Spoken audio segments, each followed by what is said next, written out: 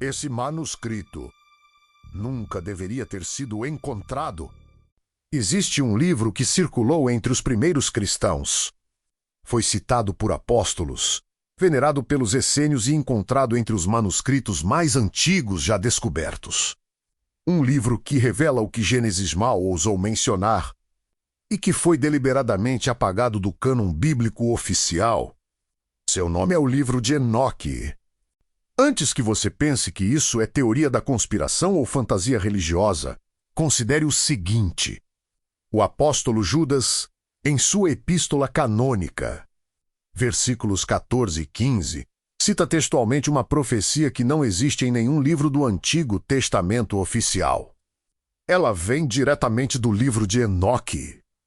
Em 1947, nas cavernas de Qumran, às margens do Mar Morto, arqueólogos encontraram 11 cópias fragmentárias do livro de Enoque escritas em aramaico, datadas entre o século II a.C. e o I depois.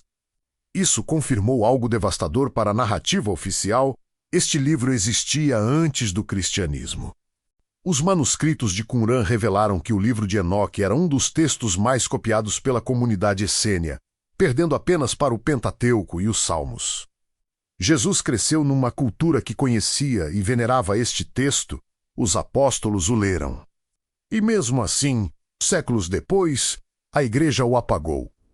Então surge a pergunta que ninguém consegue responder sem desconforto: se os apóstolos citavam este livro abertamente, se Jesus certamente o conhecia, se os primeiros cristãos o veneravam como escritura sagrada, que autoridade teve a Igreja institucional para eliminá-lo séculos depois?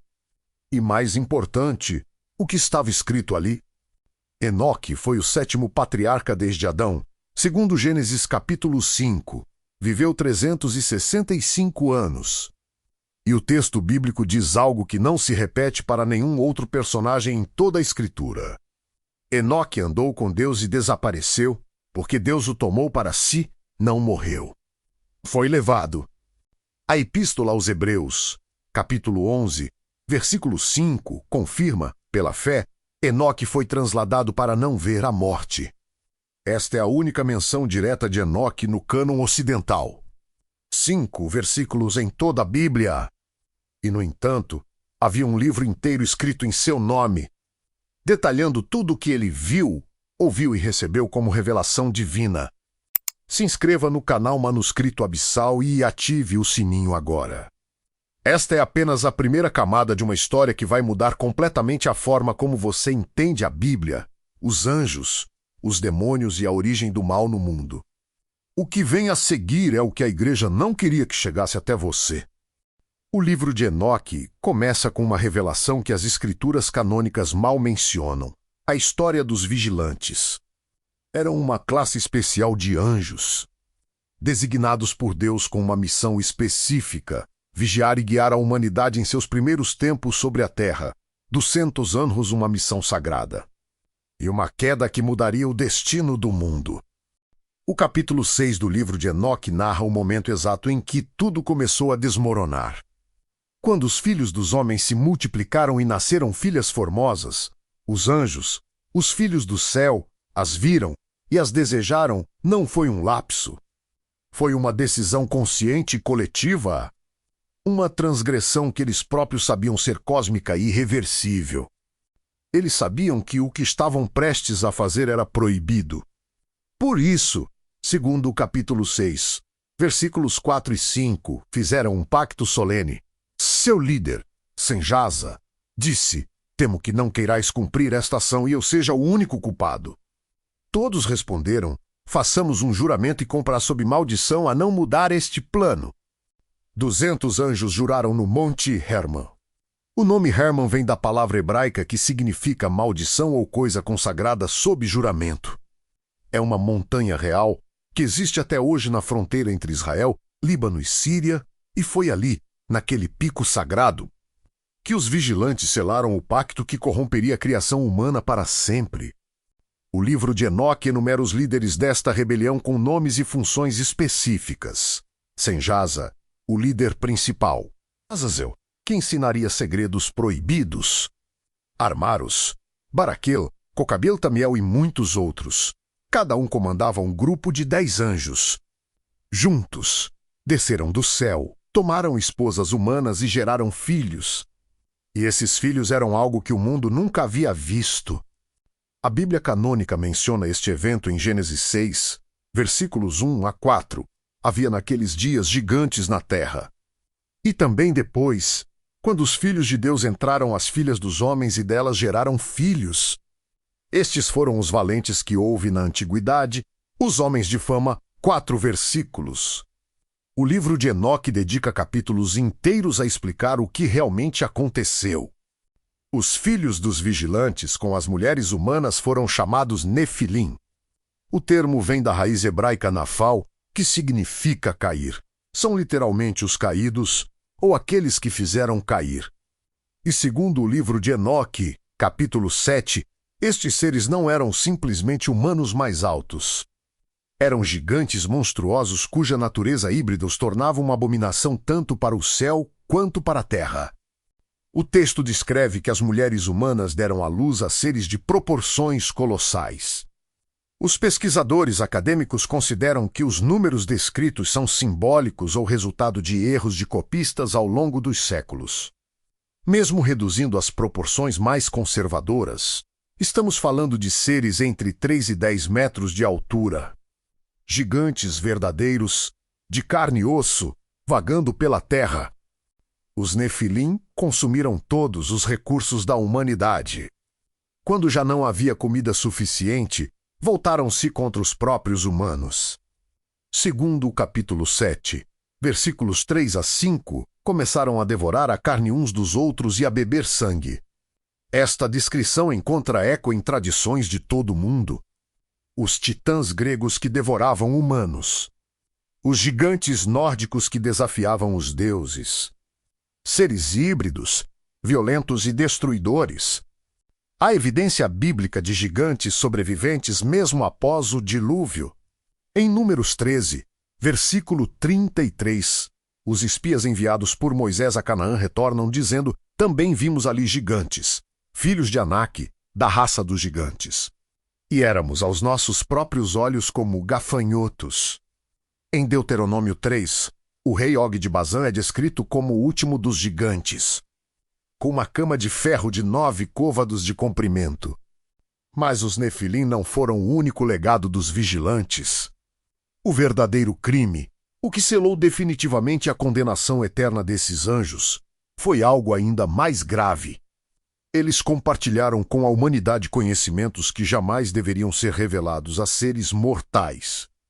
Ensinamentos secretos que corromperam a civilização antediluviana e desencadearam violência. Magia e perversão espiritual em escala jamais vista. Deixe seu like se esta história está te impressionando. E me conta nos comentários, você já tinha ouvido falar do livro de Enoque antes? Você sabia que os apóstolos o citavam? Essa conversa precisa chegar a mais pessoas. Compartilhe este vídeo com alguém que busca a verdade além das versões oficiais. O capítulo 8 do livro de Enoque lista, com precisão perturbadora, o que cada líder dos vigilantes ensinou à humanidade. O primeiro nome mencionado é Azazel. E o que este anjo introduziu no mundo foi considerado tão destrutivo que seu castigo foi o mais severo de todos os vigilantes condenados. Azazel ensinou aos humanos a fabricar espadas, facas, escudos e couraças. Mostrou os metais da terra e a arte de trabalhá-los. Antes de sua intervenção, os conflitos humanos eram primitivos. Com o conhecimento metalúrgico angelical, a humanidade começou a forjar armas sofisticadas. E com elas veio a guerra massiva, a conquista territorial e o derramamento de sangue em escala industrial. Mas Sacel não ensinou apenas a guerra. O texto continua, e os braceletes, os adornos, o uso do antimônio, o embelezamento das pálpebras e todas as tinturas de cor. Sacel também ensinou cosmetologia e vaidade. Segundo a interpretação teológica preservada, estes conhecimentos promoviam a sedução artificial e a manipulação da aparência. desviando a humanidade da beleza natural da criação divina. Os outros vigilantes também tinham seus ensinamentos específicos. Senjás ensinou encantamentos e corte de raízes, magia e feitiçaria. Armaros ensinou como desfazer encantamentos contra a magia. Baraquel ensinou astrologia, a leitura dos astros. Cocabiel ensinou a interpretação de presságios celestiais. Tamiel ensinou astronomia. Asradel ensinou os ciclos lunares e calendários. Cada anjo, um veneno diferente. Por que estes conhecimentos eram considerados proibidos? Afinal, astronomia, metalurgia e medicina herbal são ciências que a humanidade desenvolveu eventualmente. A resposta está em 3 fatores. Primeiro, o momento, a humanidade não estava espiritualmente preparada. Era como entregar armas nucleares a crianças. O conhecimento avançado sem maturidade moral conduz inevitavelmente ao abuso e à destruição. Segundo fator, a intenção. Os vigilantes não compartilharam estes segredos para ajudar a humanidade, mas para corrompê-la. Buscavam criar dependência, adoração e escravidão espiritual. Queriam ser venerados como deuses. Terceiro fator, a fonte. Este conhecimento vinha de seres rebeldes a Deus, contaminado por intenções malignas, e separava a humanidade de sua dependência direta do Criador. O resultado foi catastrófico. Segundo o livro de Enoque, houve muita impiedade e fornicação. Todos os seus caminhos se corromperam.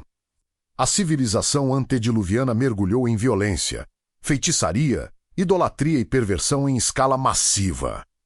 E foi precisamente isso que obrigou Deus a intervir com o dilúvio. Não foi capricho divino. Foi resposta a uma corrupção deliberadamente orquestrada por seres celestiais rebeldes. Antes do dilúvio, porém, houve um julgamento celestial. Os arcanjos leais a Deus, Miguel, Rafael, Gabriel e Uriel, elevaram um clamor ao trono divino. Segundo o capítulo 9, disseram: viste o que Azazel fez. Como ensinou toda injustiça sobre a terra e revelou os segredos eternos que se realizam nos céus. Os anjos leais pediram justiça. E Deus respondeu com um decreto que mudaria o destino dos vigilantes para sempre. Deus ordenou ao arcanjo Rafael: amarra Azazel de pés e mãos e joga-o nas trevas. Abre o deserto que está em Dudael e joga-o lá. Coloca sobre ele pedras ásperas e afiadas e cobre-o de trevas. Azazel foi enterrado vivo em um lugar de escuridão absoluta, coberto com rochas cortantes, esperando o dia do juízo final, quando seria lançado ao fogo eterno. Esta tradição sobreviveu no judaísmo até hoje. Em Levítico 16, durante o Yom Kippur, o dia da expiação, realizava-se um ritual com 2 bodes. Um era sacrificado a Deus, o outro, chamado de bode expiatório, era enviado ao deserto para Azel, carregando simbolicamente os pecados do povo. Este ritual judaico preserva a memória de que Azazel foi confinado no deserto e é considerado o portador do pecado. A memória do livro de Enoque sobreviveu, mesmo sem o livro. O julgamento não parou em Azazel. Segundo o capítulo 10, Deus ordenou ao arcanjo Miguel: vai e amarra Senjás e seus companheiros que se uniram às mulheres. Amarra-os durante 70 gerações nos vales da terra até o dia de seu julgamento e consumação. Se calcularmos uma geração como 40 anos, padrão bíblico, estamos falando de 2.800 anos de prisão subterrânea em escuridão absoluta. E os Nefilim? Deus ordenou ao arcanjo Gabriel: procede contra os bastardos e réprobos, filhos da fornicação. Destrói os filhos dos vigilantes de entre os humanos. Envia-os uns contra os outros para que pereçam na batalha. Os Nefilim se autodestruíram em guerras fratricidas antes do dilúvio. Mas quando seus corpos monstruosos tombaram, algo perturbador e inesperado aconteceu com seus espíritos. Segundo o capítulo 15 do livro de Enoque, versículos 8 a 12, quando os gigantes Nefilim morreram fisicamente, seus espíritos não puderam ascender ao céu como os anjos, nem descer ao chão como as almas humanas. Sua natureza híbrida os condenou a vagar pela terra como espíritos errantes, presos entre dois mundos, sem destino, sem repouso, e com uma fúria crescente contra a humanidade que os gerou. E estes espíritos, diz o texto, são os demônios que atormentam a humanidade até o dia de hoje. Não são anjos caídos que desceram do céu, são os espíritos desencarnados dos Nefilim mortos. E seu propósito, segundo o livro de Enoque, é corromper, possuir e destruir os humanos, porque culpam os próprios humanos por sua condição amaldiçoada. Esta é a origem dos demônios segundo o texto censurado. Este ensinamento foi preservado em textos judaicos posteriores como o livro dos Jubileus, que amplia. Os espíritos malignos começaram a extraviar e a corromper e a destruir os filhos dos homens. E segundo Jubileus 10, versículo 5, Noé orou a Deus para que amarrasse esses espíritos, pois depois do dilúvio continuavam atormentando sua família. Deus respondeu: 9 de cada 10 demônios seriam amarrados. 1/10 ficaria livre até o fim dos tempos. Esta crença explica porque nos evangelhos canônicos Jesus expulsava demônios constantemente. Em Marcos, quase metade do ministério de Jesus envolve confrontações com espíritos malignos. Segundo o livro de Enoque, Jesus não estava lutando contra anjos caídos do céu. Estava expulsando os espíritos desencarnados dos Nefilim que continuavam vagando pela terra milhares de anos depois do dilúvio. O Filho do Homem profetizado veio para desfazer as obras dos vigilantes. E a Bíblia canônica confirma que os vigilantes continuam presos. Em 2 Pedro 2, versículo 4, porque se Deus não perdoou os anjos que pecaram, mas havendo-os lançado no inferno, os entregou às cadeias da escuridão, ficando reservados para o juízo.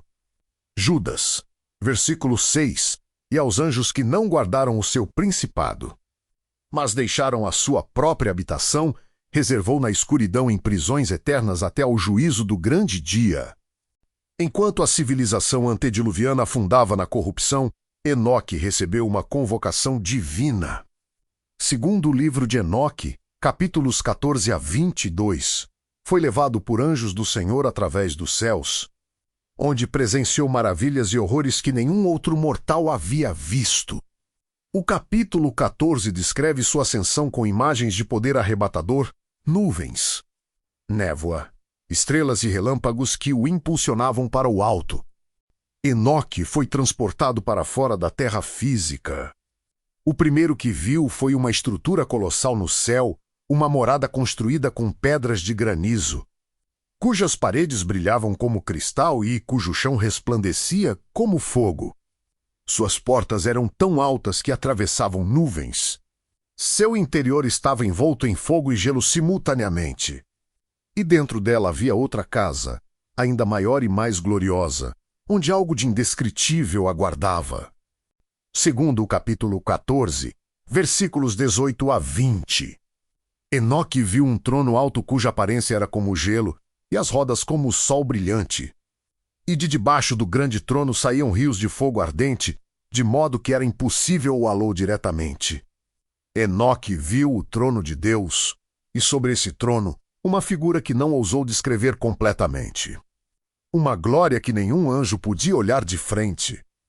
Esta visão é paralela às descrições de Ezequiel em sua profecia canônica, capítulo 1, onde também descreve o trono divino com rodas de fogo e seres celestiais. Mas o livro de Enoque foi além. Não só descreve o que Enoque viu, mas o que lhe foi revelado diretamente. Deus falou com ele e explicou a verdadeira natureza dos vigilantes e a gravidade de sua transgressão cósmica. Deus disse a Enoque: por que abandonastes o céu alto, santo e eterno, e vos deitastes com mulheres e engendrastes gigantes? A resposta divina confirmou que os vigilantes haviam violado a ordem cósmica. Foram criados como espíritos eternos, sem necessidade de reprodução. Ao tomar corpos e mexer com humanas, corromperam tanto sua própria natureza quanto a criação humana. Era uma violação sem precedente na história do cosmos.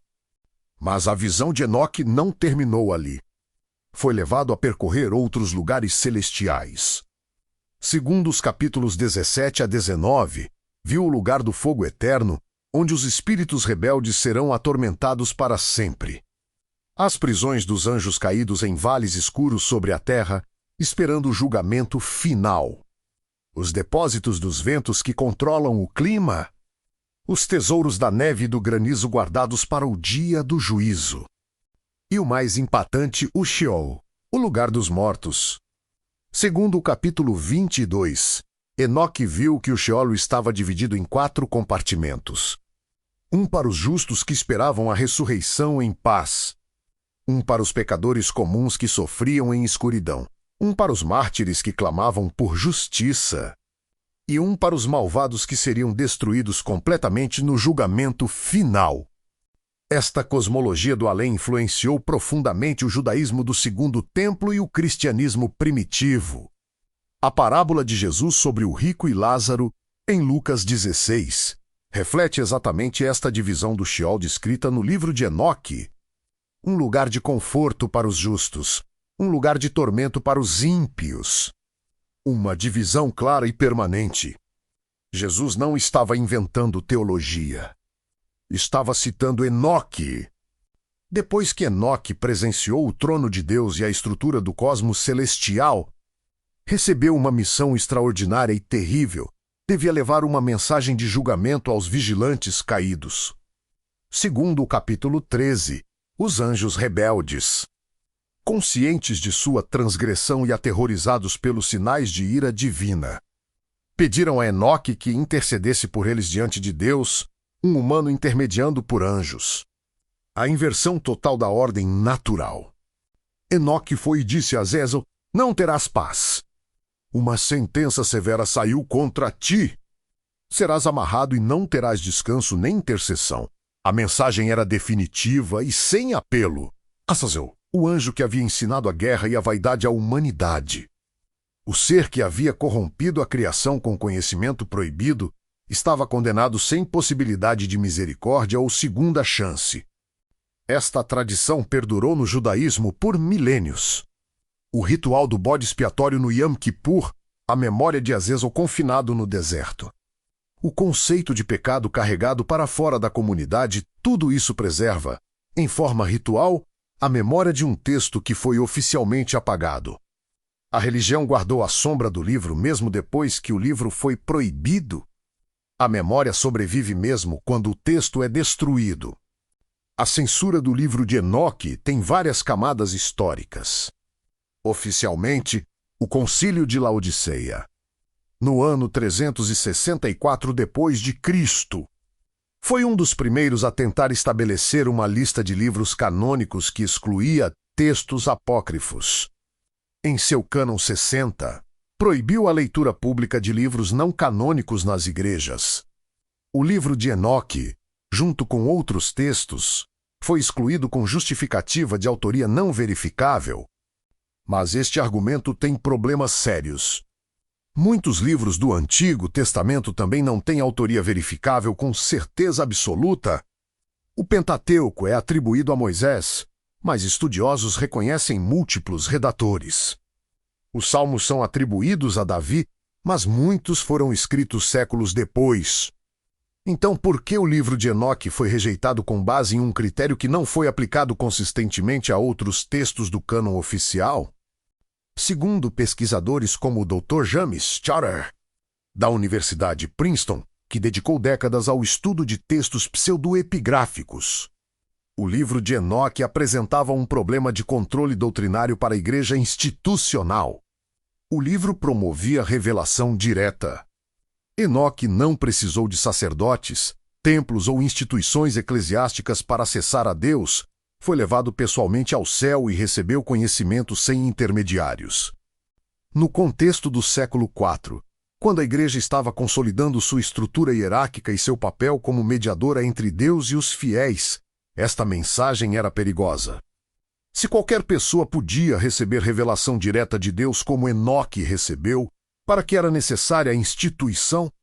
O livro de Enoque minava o fundamento do poder eclesiástico, o monopólio sobre o acesso ao sagrado. Além disso, O livro de Enoque continha um nível de detalhe sobre o mundo espiritual que dificultava o controle interpretativo. Nomeava 200 anjos caídos com suas funções específicas. Descrevia as divisões do Sheol com precisão. Explicava os mecanismos do julgamento divino. Revelava conhecimentos sobre astronomia, calendário e cosmologia celestial. Este nível de especificidade tornava impossível manter certos mistérios deliberadamente vagos. 1000 anos depois de Laodiceia, durante a Reforma Protestante, a Igreja Católica Romana convocou o Concílio de Trento. Entre 1545 e 1563, um de seus objetivos foi definir definitivamente o cânon bíblico. Na quarta sessão, confirmou-se o cânon católico, que excluía definitivamente o livro de Enoque. Os argumentos foram que sua teologia angelológica era elaborada demais e podia praçar interpretações heréticas. Mas aqui está a ironia histórica que nenhum concílio conseguiu apagar. Enquanto a Igreja Ocidental rejeitava o livro de Enoque, a Igreja Ortodoxa Etíope o mantinha como escritura sagrada. Para os cristãos etíopes, este livro sempre foi parte da Bíblia. Leem em suas liturgias, ensinam em suas escolas teológicas e o consideram tão inspirado quanto Gênesis ou os Evangelhos. Uma tradição cristã ininterrupta de 2000 anos preservou o que Roma quis destruir. E então veio 1947, nas cavernas de Qumran, às margens do Mar Morto. Um jovem pastor beduíno jogou uma pedra em uma caverna e ouviu algo quebrar. O que ele havia encontrado mudaria para sempre nossa compreensão da Bíblia e da história do judaísmo e do cristianismo primitivo. Dentro daquela caverna, em jarros de cerâmica, estavam preservados documentos de 2000 anos. Entre eles, 11 cópias do livro de Enoque. As cópias de Qumran datavam de entre o século II a.C. e o primeiro depois.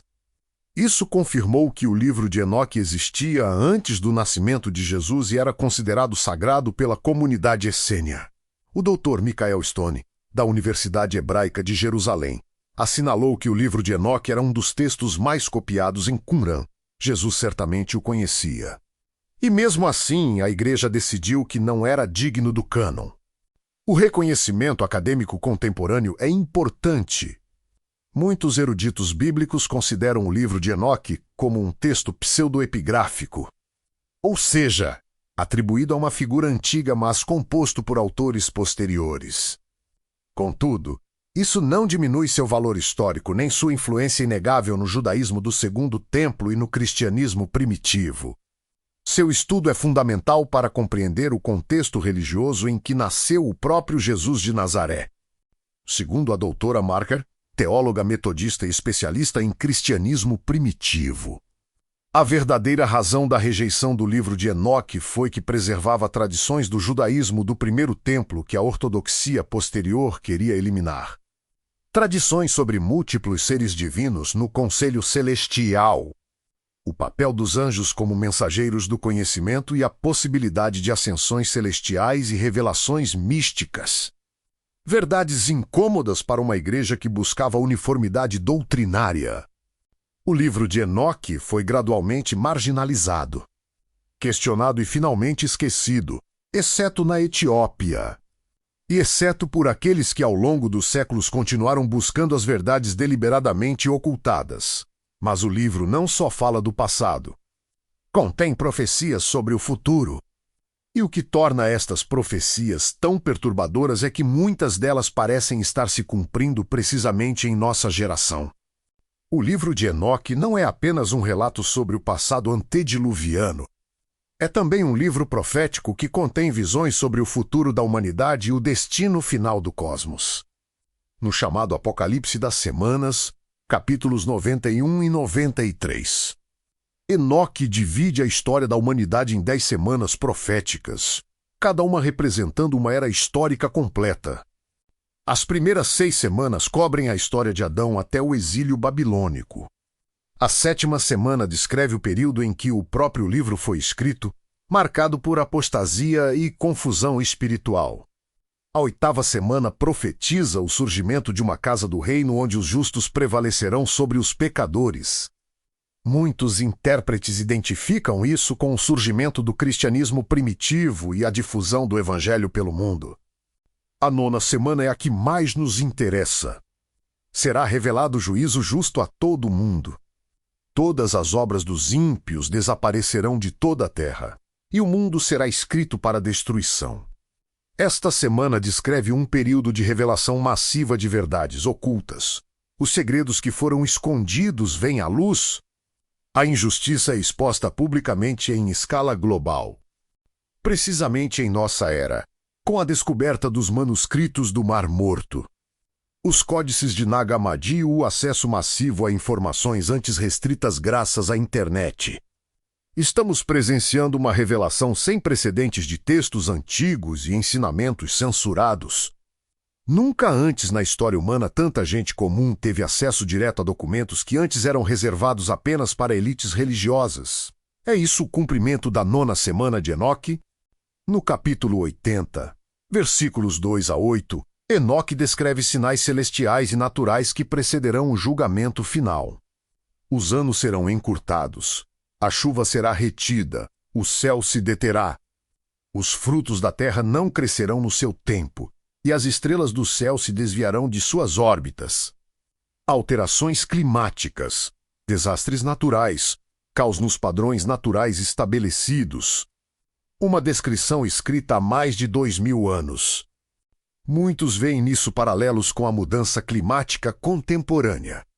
Secas prolongadas em regiões que antes eram férteis, inundações catastróficas em zonas historicamente secas, temperaturas recordes ano após ano, fenômenos meteorológicos extremos com frequência crescente. A ciência explica como consequência da atividade humana. Mas o livro de Enoque o descreveu como sinal dos tempos finais há mais de 2300 anos. Além disso, o capítulo 56 descreve uma visão sobre os últimos dias. Virão grandes reis das nações e do Oriente e se levantarão contra os eleitos do Senhor, e a terra se encherá de sangue. Esta profecia sobre conflitos globais ressoa com as tensões geopolíticas atuais. Nunca antes na história humana tivemos o arsenal nuclear e tecnológico para literalmente destruir toda a vida no planeta. Uma das revelações mais fascinantes sobre o livro de Enoque é que sua influência aparece em tradições de múltiplas civilizações antigas. No Islã, o Corão na Sura 19 menciona um profeta chamado Idris e diz, em verdade, ele foi um homem veraz, um profeta, e nós o elevamos a um lugar alto. Os eruditos islâmicos identificam Idris com Enoque. Segundo tradições islâmicas, Idris foi o primeiro humano a escrever com pena e foi elevado vivo ao céu sem morrer. Na tradição hermética ocidental existe uma figura chamada Hermes Trismegisto, considerado o fundador da alquimia e da astrologia. Os textos herméticos afirmam que foi um sábio antediluviano que preservou o conhecimento inscrito em pilares de pedra antes do dilúvio. Muitos pesquisadores notaram os paralelos com Enoque. Ambos foram sábios antediluvianos. Receberam revelações celestiais sobre astronomia, foram elevados sem morrer e escreveram livros de sabedoria. Na tradição egípcia, Tote era o deus da sabedoria e da escrita, o escriba dos deuses e guardião do conhecimento secreto. Os antigos gregos identificavam Tote com Hermes, e alguns cristãos gnósticos identificavam ambos com Enoque. Existe um padrão recorrente em mitologias de todo o mundo. Civilizações avançadas existiram antes de um grande cataclismo e sábios preservaram seu conhecimento para as gerações futuras. O livro de Enoque pode ser a memória histórica desta realidade. Agora chegamos à conexão mais surpreendente de toda esta jornada. A relação direta entre o livro de Enoque e Jesus de Nazaré. Jesus se referia a si mesmo constantemente como o Filho do Homem. Este título aparece mais de 80 vezes nos Evangelhos. É o título que Jesus mais usou para se referir a si mesmo. Mais que Filho de Deus, mais que Messias, mais que Cristo. Mas de onde vem este título tão específico? No livro de Enoque, especificamente na seção conhecida como as Parábolas de Enoque, capítulos 37 a 71, aparece uma figura messiânica chamada repetidamente o Filho do Homem. O capítulo 46 descreve esta figura, cujo rosto era como a aparência de um homem e seu rosto estava cheio de graça como um dos santos anjos. E este Filho do Homem tem poder e glória, e a ele pertence a justiça. O texto continua descrevendo que este Filho do Homem preexistia antes da criação do mundo. Julgará toda a humanidade no dia final, derrubará reis e poderosos e estabelecerá o reino eterno de justiça. Todas estas características são idênticas ao que Jesus ensinou sobre si mesmo nos evangelhos. Quando Jesus usava este título, não estava inventando um novo conceito. Estava se identificando diretamente com a figura messiânica do livro de Enoque. E sua audiência judaica do primeiro século, que conhecia o livro de Enoque, teria entendido imediatamente a implicação desta autoidentificação. Jesus não estava apenas dizendo ser o Messias prometido. Estava dizendo ser o Filho do Homem de Enoque, o ser preexistente, o juiz cósmico, aquele que viria destruir as obras dos vigilantes e estabelecer o reino eterno. Uma afirmação de alcance cósmico que só faz sentido pleno com o livro de Enoque como contexto.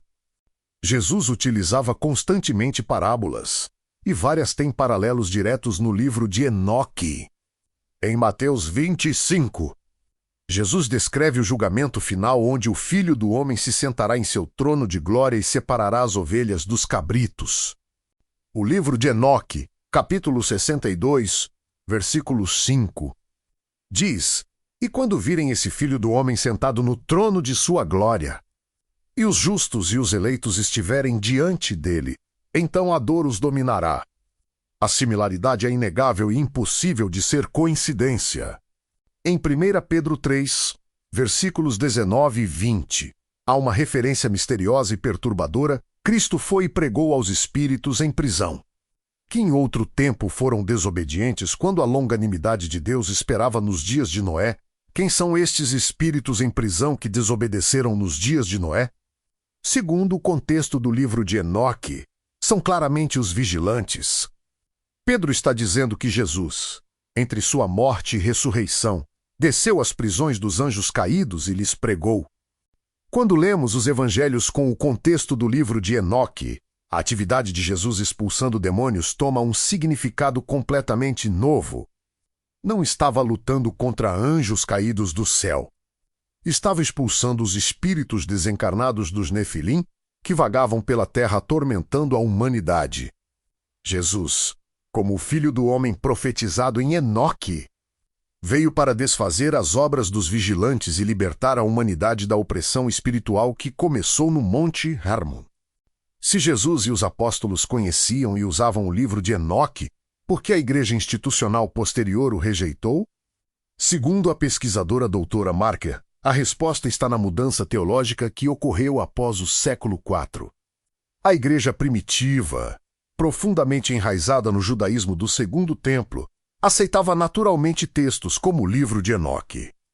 Mas quando o cristianismo se helenizou e romanizou, adotou uma filosofia mais platônica e abstrata. A angelologia detalhada, as viagens celestiais literais e os gigantes híbridos do livro de Enoque eram materiais e míticos demais para a nova ortodoxia filosófica. Além disso, a ênfase na revelação direta e na ascensão mística ameaçava o monopólio interpretativo da igreja institucional. Por isso, gradualmente, o livro foi marginalizado, questionado e finalmente proibido.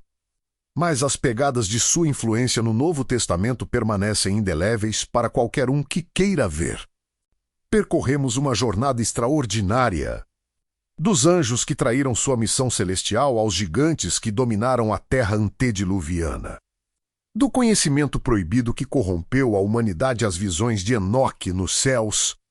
Do julgamento divino sobre os vigilantes às profecias que parecem se cumprir em nossa geração.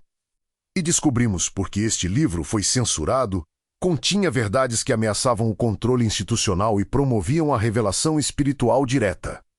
O livro de Enoque não foi escrito apenas para ser estudado como texto histórico.